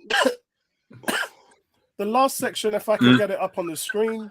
I've got it up, yeah. Right, the last section, guys. Yeah, the last section is outstanding. Now, if anyone would have told you that Unai Emery would be in a title race at the beginning of the season, people would have just said that you were crazy. I have to put my hand up because I said to this panel last season that Unai Emery was a second-tier manager, and you lot probably remember this conversation I had with you. I said, unless this guy can show me he can do what Eddie Howe has done and compete for a top 4 place, I will never rate him as a top-tier manager. Same thing I said when he went to PSG. Same thing I said when he came over to Arsenal. For me, he's always been a second-tier manager until he proves that he can come in and battle for a title. So the night is still young, but what he's done this season has been nothing short of exceptional. For Liverpool, well, where am I going to start? Unlucky against Spurs. I'm not going to talk about that. I'll wait for Neil and Andy to talk about that. But when you consider that was their only loss of the domestic season against Spurs, and it was a game really they shouldn't have lost. It's incredible. They've allowed 18 goals in, which is number 1 defense in the Premier League, less than a goal a game they're averaging. And they considering we've lost a couple of defenders. Solid. Yeah, I mean, look, everyone's bringing up injuries. Every team has injuries. Whether the amount, everyone has injuries. Yeah. What's key is where you are in the table right now, because a manager has to compensate for that. And Liverpool have been absolutely exceptional on every single level. So those are my 2 guys for the outstanding. Let's go to Drew. Drew. I mean, we know where my opinion stands. I think there's 3 outstanding teams. I think Tottenham are in that same category. But looking at Villa with Unai Emery, and I remember the conversation we had about him last season, and I made the point: if you don't win 4 European Cups, if you're a bad manager, you don't continually challenge Real Madrid and Barcelona in La Liga. If you're a bad manager on the shoestring budget. You don't bring through players like Jesus Navas and turn them into top quality players if you're a bad manager. Everything he's achieved in his career with Sevilla always lent us to know that he was a good manager. What he done in a small period of time at Arsenal, I don't think we can blame entirely on him. So I think I don't think he was given enough time in that team for that team. Anyway. No, I don't. How does an unproven Arteta get given more money to spend and more time to prove himself than what an established manager who has actually achieved a few things in the game was given? So I can answer that quickly if you want. Yeah, go for it. Yeah, Unai Emery at the end of his tenure, the stadium was half empty. We were getting attendances of 30 people just stopped coming. They gave up, didn't support the team. As an owner, that is untenable. You cannot have that in your team. With Arteta, he was tasked with bringing the culture back to Arsenal, which is exactly what he's done. But can we point out, though, but one of the reasons, that fans weren't going to see Arsenal was because of the ownership. Not as a stadium been full, but everything that they've done there in regards to the connection to the fans, and I've sat on the Arsenal Supporters Trust meetings and seen the convergence that they've done in terms of bringing the fans closer to the team. Everyone saw what that looked like in terms of Arsenal all or nothing as well. It's just a different type of culture. It's a winning type of culture, and it's great. That's why he didn't get sacked. I don't see how you get a winning culture from a manager who's never really won anything, though, as a player or as a manager. He got one trophy at Arsenal, and he was assistant manager at Man City for a couple of years. He never won anything, though, as a player. He doesn't have a winning mentality. I don't think you heard. I don't think you heard a single word that I said. So this comes down to how has he affected Arsenal as a team? I understand the stadium argument. It's the results on the field. I understand the stadium point of view. All right, okay. But the thing is, your ownership was also responsible for your stadium being half empty. Your stadium was not backing managers in the right way, making poor choices. The empty stadium was based on their anger at the owners. It wasn't based on their anger with Emery. They weren't not going to the stadium to protest at Emery. They weren't going to the stadium they was not going to protest at the ownership. That's not true, Andy. I know I'll wait my turn to have my say. I'll wait my turn to have my say. I'll wait my turn. I saw the Emery out flags. Anyway, guys, Arsenal's not in this category, so why let's focus on outstanding achievement, please. Emery did go on the fact that Emery did go 22 games unbeaten. Yeah, he did. Drew, finish up, Drew. I mean, yeah, I'm focusing on the fact that Emery has always been a top quality manager. Just certain fan bases have never appreciated him. PSG didn't appreciate him either because he wasn't as big a flashy name as who they wanted. Turns out PSG don't know what they want, their fan base or their ownership. He did the treble there, but he didn't win the Champions. He did the treble there. He didn't win the Champions League. Yeah, well, he wasn't a flashy enough name for them though. The fans rejected him from the moment he walked in through the door at PSG. Even if he'd delivered them the Champions League, would they have wanted him out if things turned slightly sour the following year? Absolutely, they would have done. They probably would have. There's just something about Emery that certain fans just don't like, and they just won't warm to him. I don't know what it is because he's perfect for Villa though, because he's an overachiever. That's because nobody expected Villa to do that well. So for him to overachieve at Villa, the Villa fans are going to be singing his praise. They're not going to be, and even if they went on a 3 losing game streak, the fans will still be there supporting him because he's done a lot. He's brought them up a lot. As the Apollo was saying, the trending is always going. Since last season, their trending has just been going up and up and up. And the fact that they are where they are at this moment in time just proves that you give a manager enough games and give him a proper chance and a little bit of kitty, he can turn your fortunes around, and he's done that. So he hasn't even spent big money though at Villa. He spent money, but he's helped bring in the right additional players that they needed. Yeah, he spotted where the team needed to improve, and he's improved those areas. So you've got to be a good manager to be able to do that, especially at a team that you've just come to. Yeah, especially at a team. To be fair, when Gerrard was manager, we could all see what was wrong with Villa. Pretty much everything. Gerrard has decided to stay in thing until 2027. So, Drew, have you had your say on Liverpool? Have you had your say on Liverpool? With Liverpool, I honestly can't separate between them, Villa and Spurs for which team I think's had the best year. Well, it's easy. Liverpool's top of the league with the best defence. Not that difficult. Well, no, it is difficult because Liverpool are also much nearer to being a top of the table team than what Villa were last season. Yeah, but you've got much closer than what Spurs were last season. Yeah, but we've rebuilt our midfield for this season. I know, but let's see how you cope now with Salah out for 4 to 6 weeks. Well, we'll have to see. We'll have to see how it is. Hopefully, Liverpool cope really well because I think it's important for the league, but Liverpool challenge, quite honestly. So hopefully Liverpool don't get massively affected by Salah being out. The arrogance of Drew and his Man City. Well, I'm saying for whoever we need some is competition. in the We don't have the title competition hunt. for all these years. We need some Gotcha, you competition. notice how I'm not biting. You notice how I'm not biting. I'm not biting. Right, that. let's I'm go not to Neil. biting to Let's go to Neil. I'm not even baiting the hook. I genuinely want Liverpool to go the distance in terms of battle till the final couple of games of the season. I don't want them to win the league, obviously, but I want Liverpool to be there at the end of the season because I'll be honest, when City win the league, it just feels a bit more special when it's Liverpool at the nearest challenger because they've earned I want right City to win the league or you get relegated next season because 100 and something charges, so you should just win and enjoy so you can enjoy championship. Well, maybe when we get relegated, everyone can stop living in their glass houses about how they get their money with their Visit Rwanda posters everywhere, propping up a Tory government. But that's a different debate for a different time.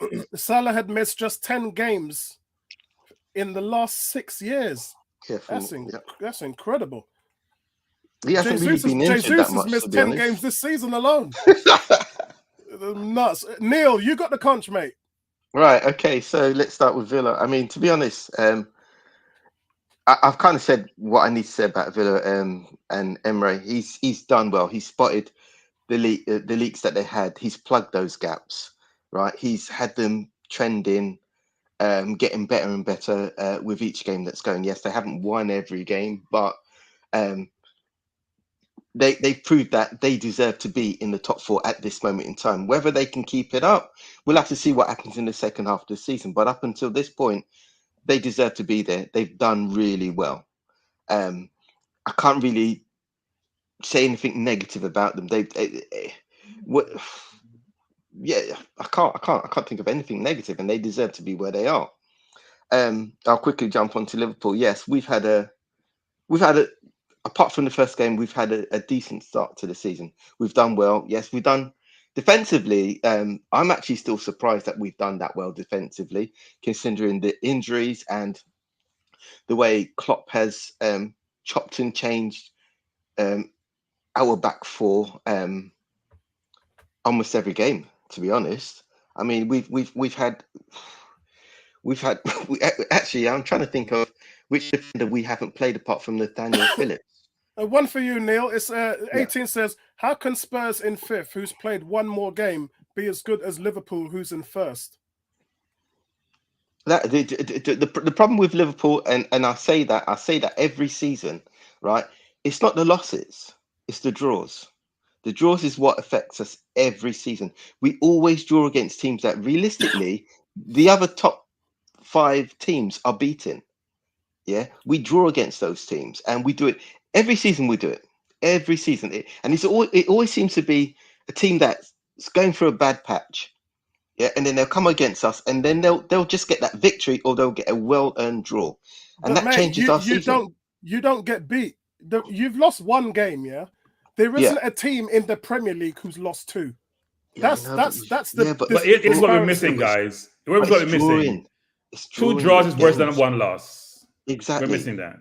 Yeah. Exactly. And Liverpool do that every season. That's why we like last season, where did we end up? We weren't even in the top 4 last season. Yeah. And that's because of the draws. It's because of the amount of draws that we had, and we do that every season. Until we can sort that out, we'll be also Rans, yeah. So we'll be close to the number 1 position, but we'll never do it. Yeah. Interesting. Right. So once we can convert those draws to wins, we'll win it. We'll definitely win it. But it's just overcoming that hurdle, and we haven't done that yet. But up until this point, we've done pretty well, considering, as I said, we've had Tsimikas out, we've had Robertson out. Klopp's brought in Konsa on quite a few games in our central mid. Yeah. Right. Which shows that we've had issues with Matip. We've had issues with Konate as well, and VVD. Yeah. So considering we've had all those changes up until now, defensively, I'm actually surprised that we've actually got the best. Well, we've had the best defense so far. Yeah, and mate, it's not even close. I mean, you've let in 18 goals. The next team whose second best defense is Arsenal with 20 goals, and then Man City with 23. Yeah. So look where it is right now. How I see Liverpool play, they can't be beat. They're so tough to get beaten, and the only game they lost was that controversial game against Spurs. That's incredible. If had not for that being, they'd be unbeaten, mate. Yeah, exactly. And then for me, I look at it differently. I'm looking at the way we can grow and how we can get better. Our midfield, we've got injuries there, we've got new players there, and I'm not happy with the way they're playing at this moment in time. They're doing okay, but to be honest, Klopp kind of moves them around as well and brings, depending on who's fit and who's done well. Our midfield seems to change almost every week as well. And now we've got Salah up front, who will be out for probably a good few weeks as well. We'll just have to see. Hopefully, Núñez will now start scoring goals. He does everything well up until being in front of that goal. So someone needs to buy him sat-nav. As I said, someone needs to buy him sat-nav. Right. Dave, what's your thoughts on the outstanding? Do you agree? Villa and Liverpool? Yeah. Villa, you have to agree. Like, again, that's my number one. Yeah. I think if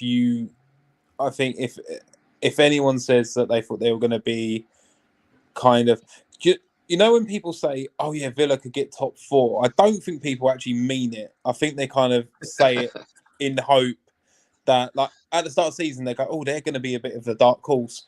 I don't think people mean it. They almost say it to be like, "Oh, I got it right." If that makes sense. No, they say that because they don't want the teams that are going to be in the top 4. They don't want those teams in there, so they're looking at the next best team that could be in there, and that's what they hope for. Yeah, it's like if we go, "Oh yeah, Liverpool's going to win the league this year," like, remember I told you, and then when City eventually win it, which is probably going to happen, you go, "Oh yeah, cool, City, we're going to win it." Like, it's almost a bit like that. Like, it's a bit of like a. So I think Villa have been tremendous. There's no, like. Unai Emery, as much as we're giving him plaudits, like now, I don't think he's. You've got elite managers. I think he's a top manager. He's not an elite manager, in my opinion. I think he just hasn't won the big one, really. You know, in terms of, you can say a French league title with PSG. You know. With the talent that he had, it'd be difficult to lose, which they have done as well somehow. Did he lose the title to Lille?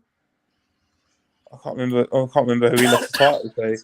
It was Lille, wasn't it? So you know, so he's got a way to, if he can get Villa into top 4 this year, that'd be amazing. And I think that'd be incredible. For me, Liverpool have done so well in terms of the rejuvenation of that midfield. You get rid of Henderson, Fabinho, and you bring in Szoboszlai, McAllister, and I can't remember the guy who come from Endo. The Japanese Endo. Yeah, Endo without the H.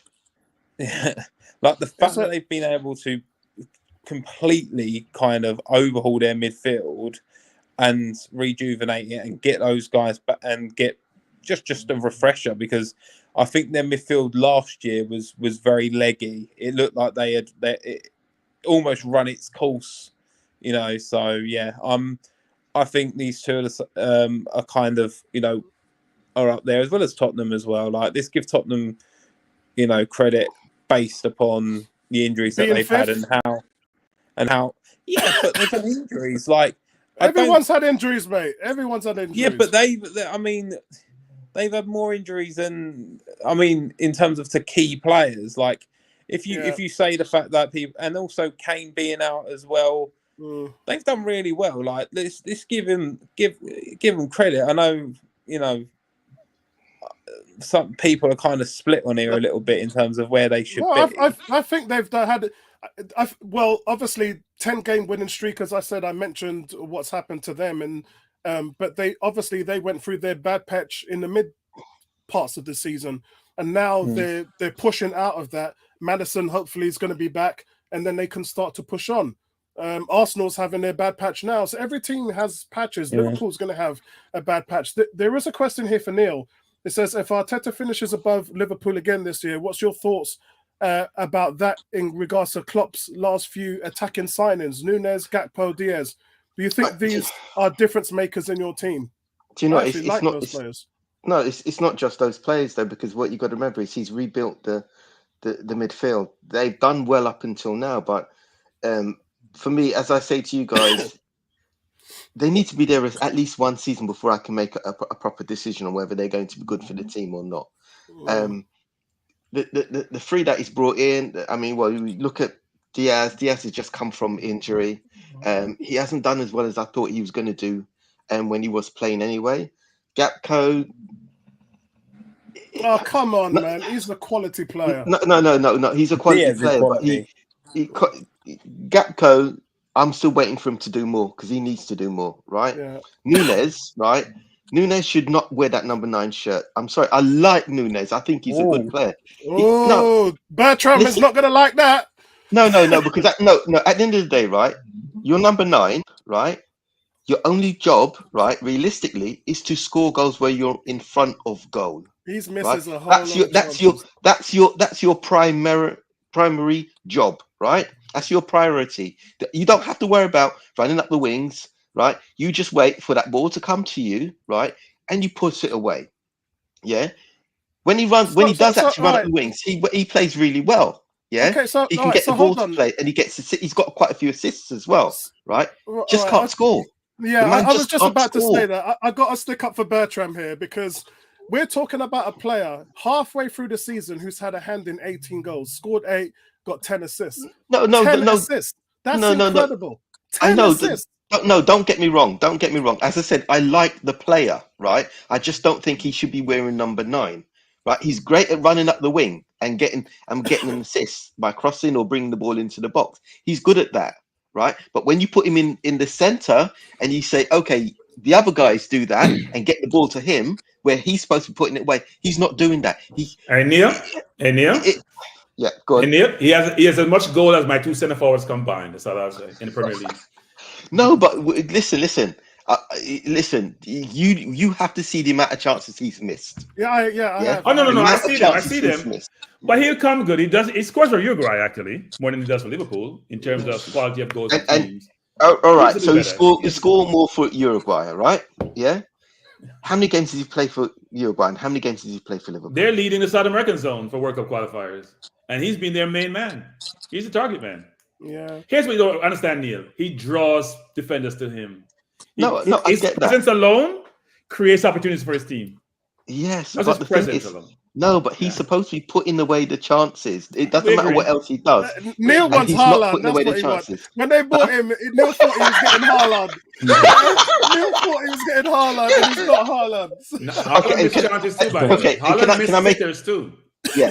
Can I make another point as well when we were talking about Liverpool, right? That when I talked about the draws, right?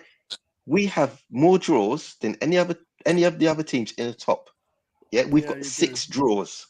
And that's what I'm saying. We do that every season, and that makes. But you've only got 1 defeat.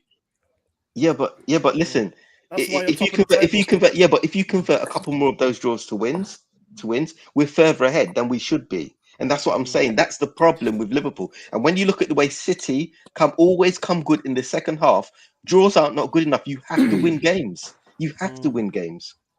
Right, let's move on to. Have you finished with Dave? Dave, you finished up, didn't you? I got kind of hijacked, to be honest with you. Sorry. Sorry, Dave. Go on, then finish up. Just talking to. No, I'm joking. No, I'm pretty much done. Villa, Liverpool, and probably Tottenham. That's it for me. Excellent. What about you, Andy? Yeah, I mean, I completely agree with Villa. I mean, if you're talking about who's outperformed expectations, obviously they did finish the second half of the season after Emery took over. They finished very well last season, and they've continued that this season. But I don't think anyone realistically predicted that they would be second or third in the league at this point, within 2 or 3 points of the top. Their only danger, Andy, is whether Spurs can jump in the top 4. That's their only danger. If right now that top 5, they've got such a gap now, 6 points. Their only problem now is Arsenal and Tottenham behind them. But on the basis that I think they're saying it's like 75% likely that the top 5 will qualify for the Champions League. That fifth, they're saying, I think that it's not guaranteed yet, but they're saying that it's sort of 75% likely that we'll get that 5th spot. Yeah. That there's a good chance that they'll get they'll get in anyway, whether they finish 4th or 5th. And obviously, Arsenal and Spurs might be grateful of that as well come the end of the season, depending on how we all pan out at the end of the season. Because the reality is right now the top 5 are all so close together, with 5 or 6 points separating the top 5, that any of them could finish in any position. Yeah, now we've probably all got we've all probably got our own thoughts about who's likely to win, and I suspect all of us would assume that City will probably go from where they are now, will probably kick on and win the league from this position. Yeah. But every single one of those teams in the top 5 have the chance to do it. They're close enough, if good enough. The question is, can they go and win 15 games like City will on the bounce? And I'm not sure anyone else is going to do that, but we all know that City can.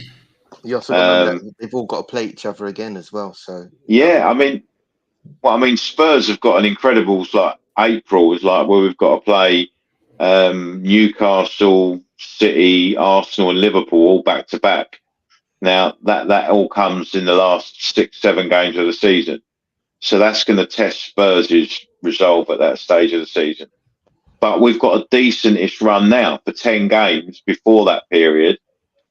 Now, if Spurs are serious about wanting to maintain a challenge, we've now got to start going win, win, win, win, win, win. But will we do it? I don't know. Time's going to tell.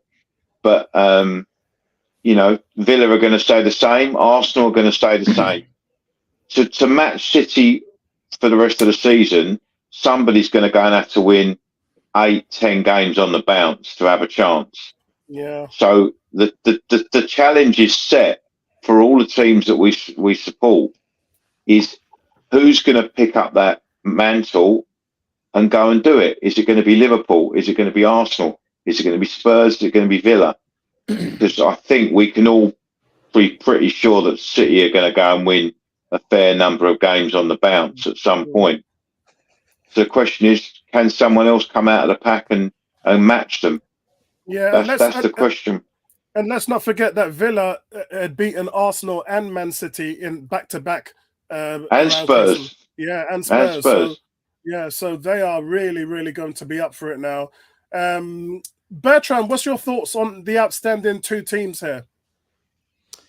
Agree or disagree? I think they both deserve to be there, and I think Spurs deserve to be there also. And by the way, guys, Villa's been good for a year. They were 4th from bottom when Gerrard took over. They finished 7th. That's a significant upward movement if you think about it in a given year when he took over instead of halfway through the year. And by the way, sometimes your career is defined by one moment in life. I think Emery is couple. One was they were up 4-0 against Barcelona, went to the Nou Camp, probably could have won that game if Di Maria got his penalty. Didn't get his penalty. Neymar played out of mind. They lose 5-4. They got knocked out. That would have defined them because they would have probably gone on to do well in the Champions League. But anyway, and Emery, when he came to us, didn't get the support. He didn't spend $500 million like Arteta did. And we're not talking about that. He couldn't speak the English language well, which was held against him. As Andy said, he won 22 on the bounce. He asked for Zaha. He didn't get Zaha. He got Pepe. We'll see what happened to Pepe. Arteta had a chance to get rid of the entire team for nothing, just gave them away and bought a new team. There's no comparison about the support each of them got. So you can tell I'm perturbed about how he was treated versus how Arteta is treated. Arteta can't game manage. I do think Villa has done really well and continue to do well. And they have American owners with money. Obviously, FFP is a big issue. They have to increase their commercial revenues to be able to spend more money, but they'll do well. Liverpool have the brand and the name, and they have money to spend. And their owners are not they're not spendthrift, but they're frugal, but they always find a way to get money by selling players who are doing really well, like a Coutinho or other players like Fabinho and Henderson, bring money in to supplement their team, which we don't do, frankly. because we give ours away. You look at our team and what other players we have got rid of the last year and a half. We literally say take them from us, even when they have value, and other teams go and sell them on. But I do think Villa will continue to do well because if they don't have injuries and Guillermo Emery manages, they'll probably be here or somewhere around there.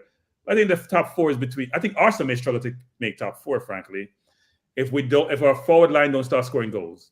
Because I just did a comparison between Spurs team and Arsenal team. We're not much better than Spurs in terms of man for man on the field.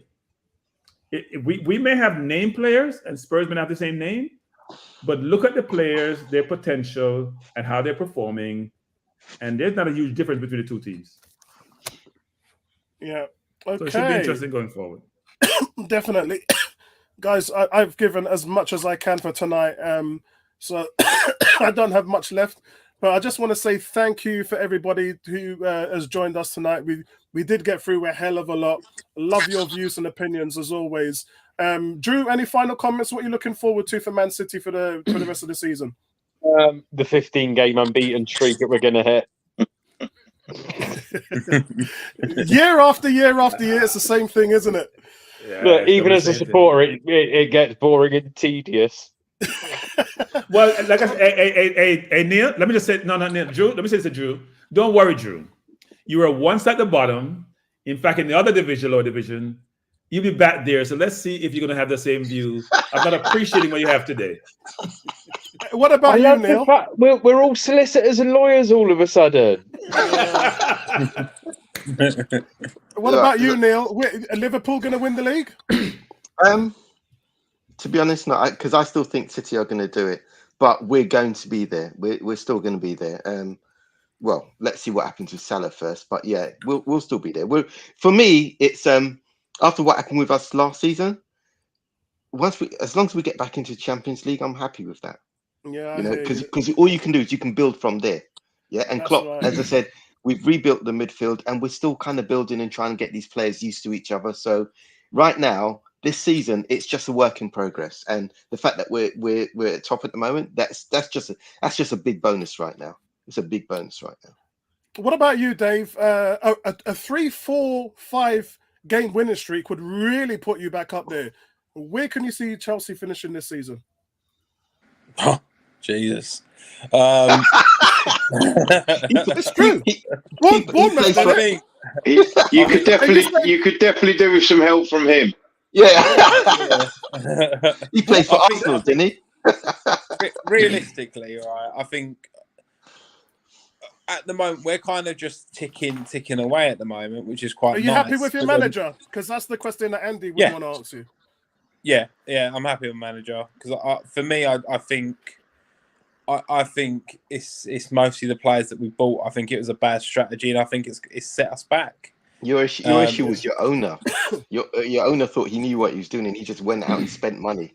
Oh, mate, that's where your problem is. Yeah, that you've got a good manager, and he's got to do the best with the players that he's got.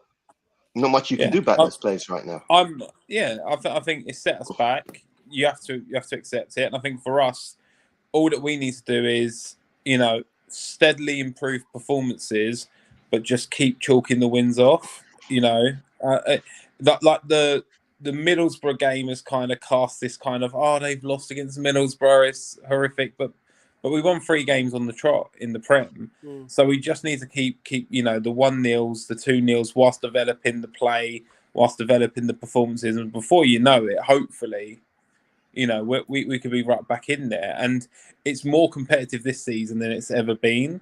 So teams are taking points off other teams. So if that can happen, who knows? And it's more optimism than it is me kind of going, we're going to make this and this. It's just hopefully we kind of get some type of European football next year.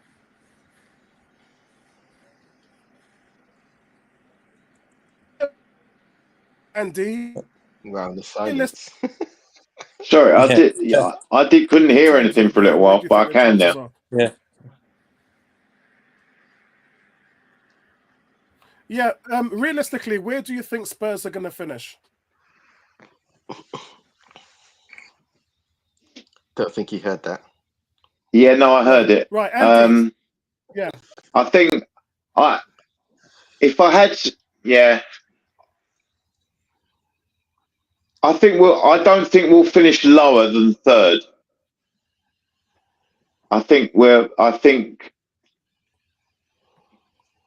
got to be really cautious that I don't get carried away. I am quite excited about where we're at because Postecoglou has been a breath of fresh air to the Premier League. I think not only to us, but to the Premier League in general. And I think that with all the players coming back over the next few weeks, we've still got Son away at the Asian Cup and Basuma and Sarr at AFCON. But let's just say within three weeks, we'll have everybody back. And we may still buy one or two more before the end of the window. Because Levy's been quite clever in, with the FFP and everything. We seem to be one of the few clubs that can actually spend money this window. I'm quite excited. I'd like to think we could have a go, even seriously to have a go at the title. I don't think we can go and put that 10-game winning streak together that you're going to need to do to have a chance of winning the title. I just don't see us being able to do that. But I think we could challenge for second or third. Yes, I do believe we could do that. But I believe City will win the title. Yeah, I mean, the thing is, my thoughts at the beginning of the season, I said I think Arsenal's going to win the title.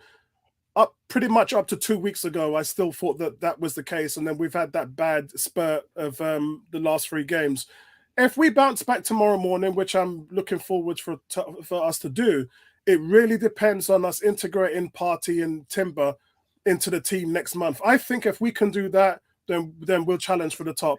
If not, then I think that we'll struggle because we're just not scoring enough goals. Martinelli and Jesus just look like dead food at the moment, and he needs to get that sorted out.